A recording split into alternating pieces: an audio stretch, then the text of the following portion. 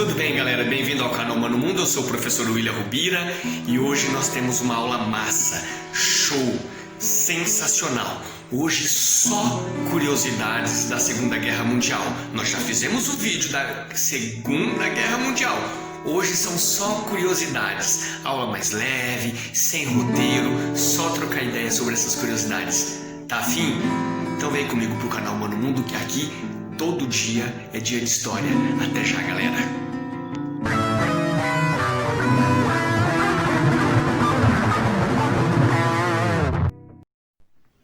Tudo bem, pessoal? Então, como eu havia dito na vinheta, hoje é a segunda aula sobre a Segunda Guerra Mundial. Hoje eu quero trabalhar com curiosidades, ok? Então, assim, quem não assistiu a primeira aula então, da Segunda Guerra Mundial, vem aqui no canal e assista. E hoje eu vou trabalhar com as curiosidades, ok? Então vamos lá, sem mais delongas. Então, o que deu início à Segunda Guerra Mundial? A invasão da Alemanha à Polônia, ok? Quero falar um pouquinho com vocês sobre alguns campos de concentração. Então, o mais conhecido, Auschwitz, tá bom? Que ficava no sul da Polônia. Lá de cara, gente, no portão já tinha uma inscrição estranha: o trabalho liberta. Essa era a inscrição do campo de concentração de Auschwitz, onde ficaram lá 1.300.000 pessoas. Dessas 1.300.000 pessoas, 1.100.000 morreram entre 1940 e 1945. Dos 7.500 funcionários que trabalhavam em Auschwitz, apenas 750 foram punidos pela lei depois. Olha como o negócio foi. Tinha uma personagem importante de Auschwitz, alemã, tá? Ela chamava Irma Grese, botaram o apelido dela de Cadela de Olsen. Diz que era uma das pessoas mais cruéis que tinha Auschwitz. Reza a lenda que ela tinha abajur feito com peles de humanos. Como que se sabe de todas essas informações, já que quase tudo foi destruído antes de acabar a Segunda Guerra Mundial? Tinha um espião chamado Witold Pilek, não sei se é assim que pronuncia. Ele era um espião, ele estava infiltrado em Auschwitz e quase todas as informações foi ele que passou. Então ele viu, ok? Uma outra pessoa também interessante para a gente lembrar aqui era uma moça chamada Stella Kubler, tá? Ela era uma informante dos alemães. Ela ajudou a condenar mais ou menos 3.000 judeus que tentaram fugir de Auschwitz. Mas tempos depois, a família dela também foi enviada para Auschwitz. E mesmo assim, ela continuou sendo uma informante dos alemães. Um outro personagem interessantíssimo, Solomon Arouki, ele era um lutador, tá? Judeu, e ele teve que fazer várias lutas lá para se manter vivo, tá? Ele teve 200 vitórias, tudo bem? Só que tinha um detalhe importante: quem perdia para ele era executado. Então olha só, ele lutava com outros judeus e quem perdia sabia que seria executado. Uma outra pessoa, essa eu acho uma das mais interessantes, eu não vou nem saber pronunciar o nome dela, eu vou escrever aqui para vocês. Eu nunca vi tanta consoante juntos, tá bom? Ela era uma parteira, tá? Pelas mãos dela nasceram 3.000 crianças dentro de Auschwitz. Vocês viram o nome dela aqui? Alguém consegue pronunciar? Eu não consigo, tá bom? Uma outra pessoa das mais cruéis também de Auschwitz foi o Joseph Mengele, um médico, o anjo da morte, né? Que fazia experiências com as pessoas. Só pra vocês terem uma ideia, o Mengele, gente, ele morreu aqui no Brasil, tá bom? Não tem muito tempo, ele morreu aqui no Brasil. A maioria dos alemães nazistas fugiram para a Argentina e alguns vieram pro Brasil, tá bom? Ele morreu aqui no Brasil. O Mengele era aquele médico louco que tinha fascínio por gênios, tá bom? Também tinha um outro campo de concentração talvez eu pronuncie errado também o nome dele, de Buchenwald. Não sei se assim pronuncia, tá bom? Se eu tiver errado, me perdoa. Esse ficava na Alemanha, foi considerado um dos mais brutais também dos campos de concentração. Ali as pessoas morriam muito por fome, por sede e experiências médicas também. Tá? O nome mais cruel desse campo de concentração era o sargento Martin Sumer. Tá bom? Então foi uma pessoa terrível. Campo de concentração também de Dachau, também na Alemanha, tá? Soldados soviéticos iam para lá. Soldados soviéticos, gente, eles serviam para treinamento de tiro, eles eram alvos para treinamento de tiro, tá bom? Calcula-se aí na casa de 4.000 soldados soviéticos mortos nessa ocasião, tá bom? Sobre campos de concentração, gente, eu estou pegando só alguns dados aqui, tá bom? Algumas informações. Quero falar também um pouquinho sobre a Batalha de Stalingrado. A Batalha de Stalingrado, gente, é considerada a batalha mais sangrenta da história. É considerado. E eu não concordo. Isso é uma opinião pessoal do professor. A Batalha de Stalingrado, gente, ela aconteceu aí, começou dia 17 de setembro de 42. E aí foi até 2 de fevereiro de 43. Então os soviéticos e os alemães que haviam feito, né, um pacto de não agressão, mas o Hitler faz o pacto, mas ele apunhala Stalin pelas costas. Uma coisa muito interessante sobre Stalingrado, que nós historiadores falamos muito em escola, né, que os alemães perderam a guerra para o frio, para o inverno, como Napoleão Bonaparte também havia perdido. Só que quando a gente fala que a Alemanha perdeu para o frio, a gente está tirando os méritos dos soviéticos, que tinham uma infinidade, tá, de civis participando da guerra. Eles também estavam lutando no seu próprio território, ao qual eles conheciam perfeitamente. E, obviamente, o inverno realmente era rigorosíssimo, tá, gente? Mas não dá pra gente atribuir a derrota dos alemães por inverno e desmerecer o exército soviético, ok?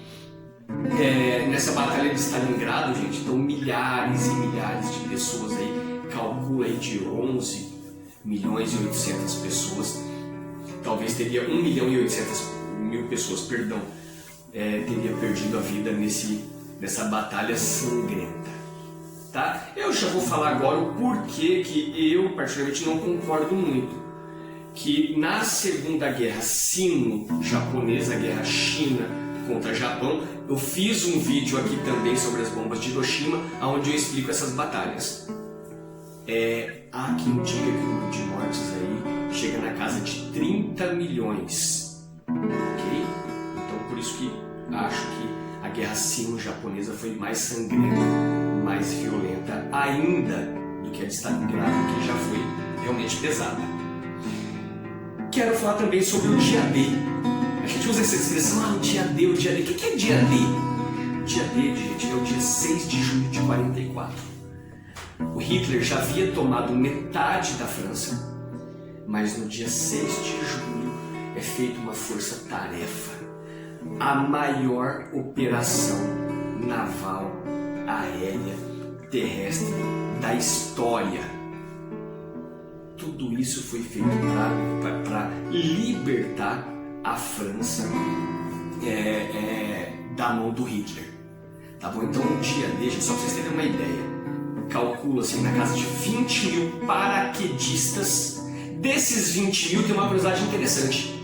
Tinha milhares de soldados de borracha que era feito para chamar atenção. E quando eles estavam caindo, ele disparava aqueles tiros de espoleta. Então parecia que eles estavam atirando de verdade. Tá bom? Mas calcula-se 20 mil paraquedistas, 109 mil desembarcaram ali na praia da Normândia. E como eu falei antes, nessa ocasião foi libertado então a França e a Bélgica. Tá bom? Este foi o dia D. Gente, o dia D realmente foi o dia que praticamente cravou, não que acabou naquele momento, a derrota dos alemães. Mussolini, então, o ditador italiano, ele foi executado no dia 28 de abril de 45. No dia 2 de setembro de 45, houve a rendição do Japão.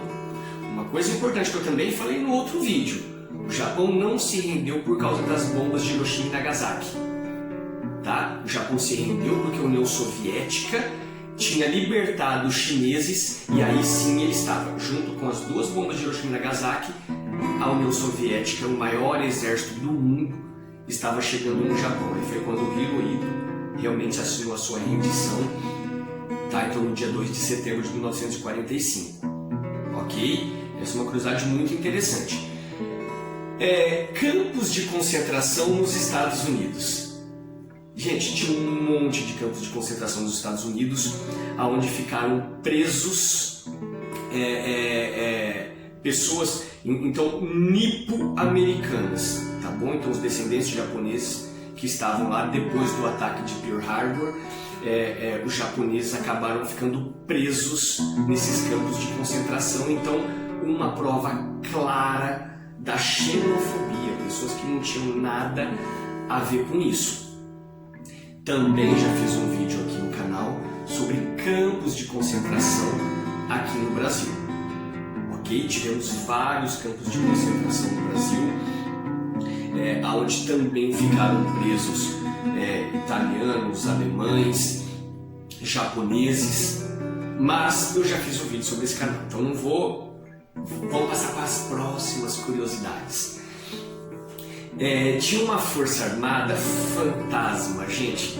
Pensa na coisa sensacional. Uma guerra, gente, ela é feita também de imagens. Lembra que eu falei dos paraquedistas de borracha, que era feito para impressionar? Essa força armada fantasma, vou postar uma foto para vocês, alguns soldados segurando no alto um tanque de guerra inflável.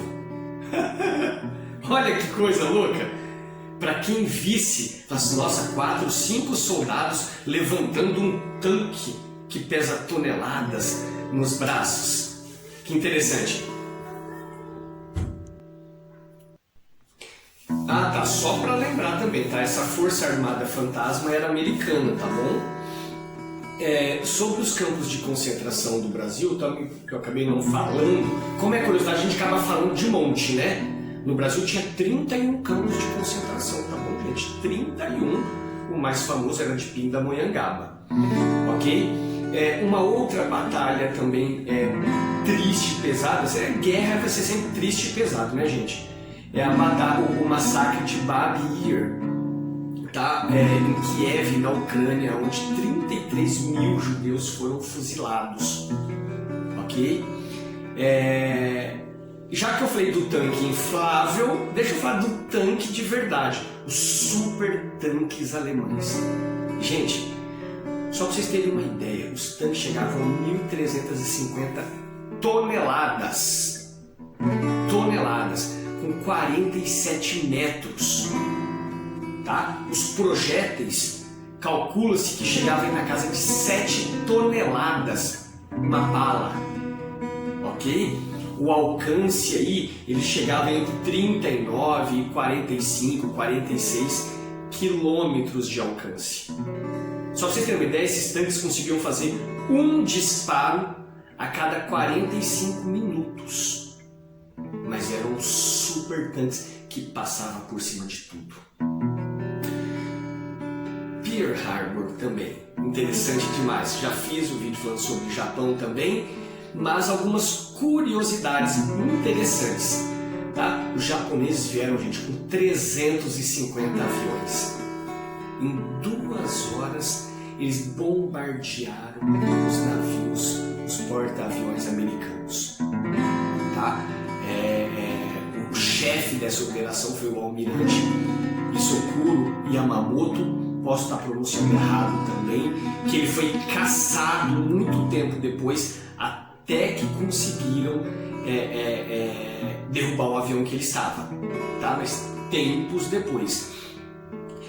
Nesse ataque, gente, olha, 21 navios americanos foram atacados, seriamente danificados, ok? Um dos navios que afundou, ele tinha 1.177 tripulantes em um navio que afundou, tá? Total de mortos nesse ataque na casa de 2.400 mortos e na casa de 1.170 feridos no ataque de Pearl Harbor, tá bom? Um outro cara curiosíssimo, Calvin Graham, foi o americano mais jovem a entrar na guerra.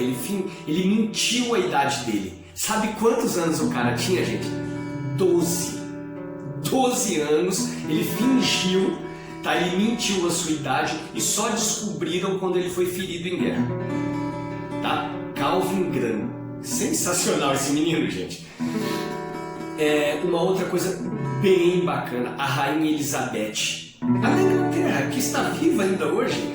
A Rainha Elizabeth, gente, ela foi motorista na Segunda Guerra e técnica em mecânica.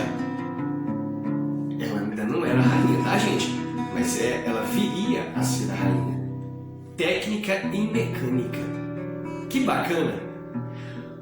Uma outra pessoa muito curiosa que lutou do lado dos Estados Unidos com um sobrenome extremamente conhecido. Rapaz, chamava-se William Hitler. Isso mesmo! Essas caras de...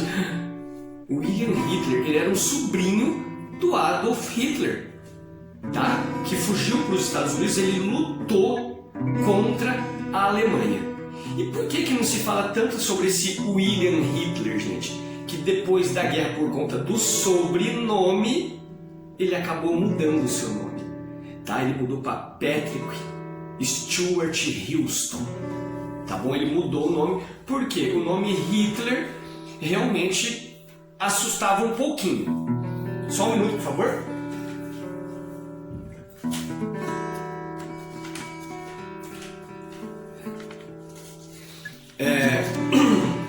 Vamos lá, gente. Desculpa, tive que dar uma paradinha aqui para molhar a garganta aqui. Uma outra coisa bem bacana para se falar, tá, gente? Já que começamos a falar do sobrenome Hitler, tá? Já que falamos sobre o sobrenome Hitler, vamos falar um pouquinho sobre ele agora. E é o seguinte, ó, num total, rapidinho, foi descoberto 42 planos para matar o Führer, tá? Para tentar matar o Hitler. Então ele era paranoico com isso, tá bom? Do Hitler eu também já fiz aula, eu vou passar rapidinho aqui algumas curiosidades, tá bom? O Hitler também tentou matar o Churchill da Inglaterra, ele fez uma bomba envolta em chocolate e que se ele quebrasse o chocolate explodiria, mas não deu certo, tá bom? O Hitler, gente, ele tinha vários problemas de saúde, vários. Então ele tinha pressão alta, ele tinha problemas cardíacos, ele tinha problemas estomacais e intestinais. Por conta disso, o Hitler, ele não conseguia controlar os seus gases. É isso mesmo. Gente, imagina dentro do bunker, o Hitler, bravo como ele era, e ele não conseguia controlar os seus gases.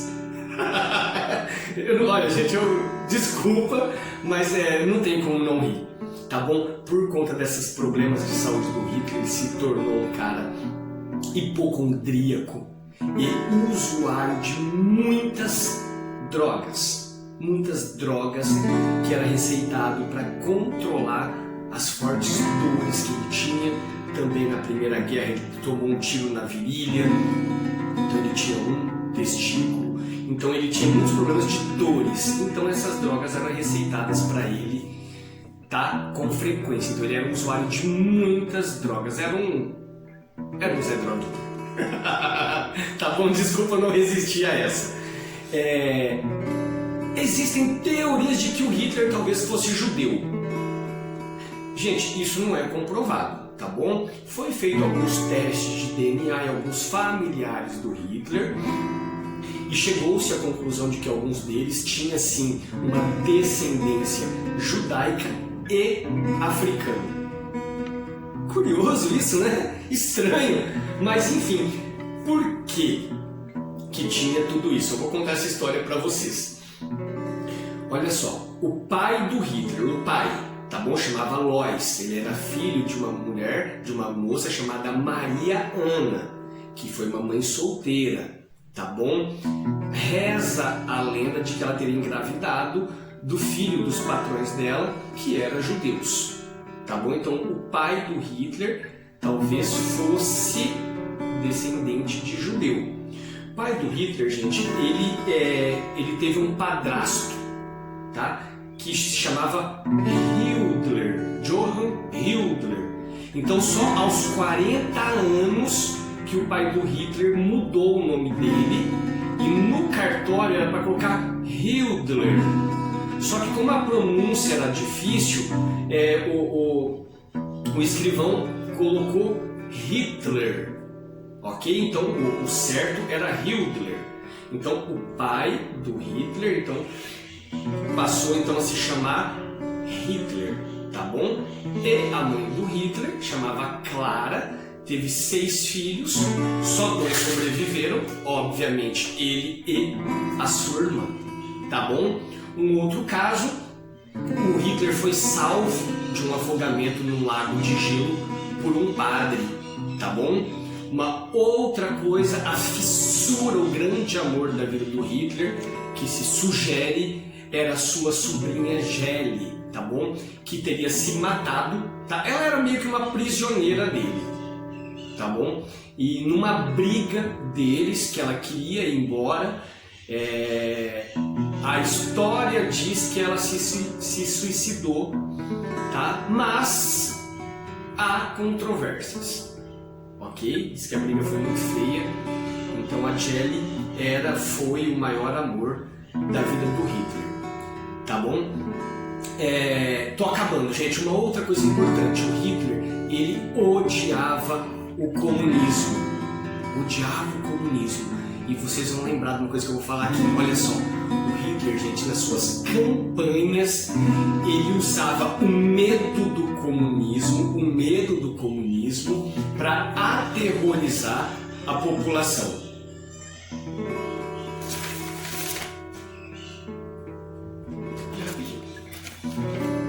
Ok, gente? Então esse medo do Hitler acaba lembrando o quê? O plano Cohen no Brasil. Virar uma aula aqui sobre Getúlio Vargas.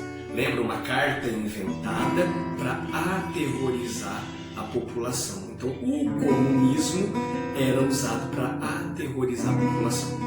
E falando em comunismo, uma moça que foi muito importante para a nossa história, a Olga Benário Prestes, tá bom, gente? Era uma alemã comunista que foi casada com o Luiz Carlos Prestes, o brasileiro, e eles vieram para o Brasil, se casaram, e quando ela engravidou, eles foram presos pelo Getúlio Vargas, que era um fã do Adolfo Hitler, e o Getúlio Vargas entrega então a Olga Benário Prestes para o Hitler, e lá ela foi morta numa câmara de gás. Ok?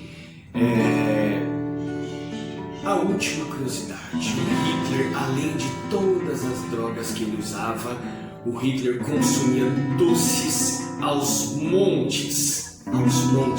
Dentre os doces, o predileto dele, o chocolate, tá, gente? Reza a lenda que ele comia até 2 quilos de chocolate por dia. Tem mais 2 pessoas interessantes que eu quero comentar com vocês. O Rommel, tá bom? Foi apelidado de a Raposa do Deserto, tá bom? Ele era um marechal alemão e era um estrategista, tá, gente? O cara realmente tinha umas ideias interessantes. Por quê? Lembra que eu falei já 2 vezes sobre a imagem que se passava para assustar os adversários? O Rommel, ele mandava os seus tanques de guerra arrastando correntes e metais. Por quê? Fazia uma poeira muito grande e parecia que era maior o número de tanques de guerra. Teve uma ocasião também que ele começou a reparar que os aviões britânicos passavam e fotografavam todo dia de manhã. Quando ele reparou isso, ele mandava os tanques de guerra dele de noite ficar girando, andando aleatório, para enganar os ingleses, porque não deixava as marcas, os rastros, para saber direção. Então eles ficavam andando em círculos aleatoriamente. Era uma estratégia de guerra, né? Estratégia de guerra é sensacional. Uma outra coisa bacana que os alemães tinham lá, ou queriam ter, né? Os seus super soldados, que eles eram movidos a metanfetamina, tá? Diz que aí que na casa de 200 milhões de cápsulas, metanfetamina estimulante, que mantinha os caras sem fome, acordado, sem sede. Então eles queriam soldados que ficavam acordados o tempo todo, não tinha fome, não tinha sede, não tinha nada. Mas é claro que toda droga, óbvio, que vai ter os seus efeitos destrutivos e demolidores, tá? Então, dependência química, surtos psicóticos, paradas cardíacas, infartos fulminantes eram efeitos comuns, tá bom? Outro cara fantástico finlandês, Simo Aia, não sei se é Raia que fala o Aia, tá? O Morte Branca, tá bom? Ele era um civil finlandês, um civil, tá bom? Não era nem do exército. E na guerra da Finlândia contra a União Soviética quis negociar com a Finlândia e para anexar territórios. A Finlândia não aceitou, a União Soviética então veio com seu exército gigantesco em 1939 e 1940. E nessa guerra, então o Simo, o Morte Branca, ele acabou entrando, tá, para a Guarda Branca. Por que Guarda Branca? Gente, lá é neve o ano todo. Só para vocês terem uma ideia, é chamada de Guerra de Inverno. Tá? A temperatura mais quente, o verãozinho dos caras, menos 20 graus. Tá bom? A temperatura é de menos 20 a menos 40 graus. Então era uma guerra, gente, na neve. Então essa Guarda Branca, o uniforme deles eram todos brancos para ficarem camuflados. Gente, o Imo, ele teria matado aí na casa de 700 soldados soviéticos. Ele tinha algumas táticas. Ele não usava a mira telescópica, porque ele achava que o reflexo do sol podia goelar onde ele estava, dedurar. Então ele não usava mira telescópica. E também conseguia ver de longe o vapor que saía, o ar quente que saía da boca no meio do gelo. Então o que ele fazia? Ele fazia montes de gelo em cima, na frente dele, então para ninguém ver a fumacinha que saía da boca dele. E antes de atirar, ele punha um bocado de neve dentro da boca. Olha como que o cara era louco.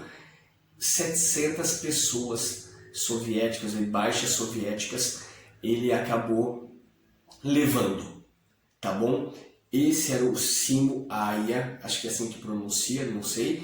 Tá bom, gente? Esse era o Morte Branca, beleza? Ok? Gente, eu vou ficando por aqui. Espero que vocês tenham gostado. Eu acho ideal você vir aqui no canal e assistir o vídeo da Primeira Guerra, da Segunda Guerra Mundial. E esse vídeo aqui em forma de curiosidade, um bate-papo, foi só pra gente falar rapidinho algumas coisas que normalmente a gente não fala nos vídeos, que é o que cai no vestibular, que são curiosidades. Ok? Espero que vocês tenham gostado. Galera, se vocês gostaram, eu vou pedir, tá, para que dê um like aqui no canal, inscreva-se no canal, ajuda, compartilha se vocês gostaram muito, muito, muito mesmo, ok? Então fico por aqui. Gente, não se esqueçam, no canal Mano Mundo, olha, todo dia é dia de história, é dia de filosofia, geografia, é dia de boa música também, ok? Valeu, galera, obrigado, até a próxima aula, tchau!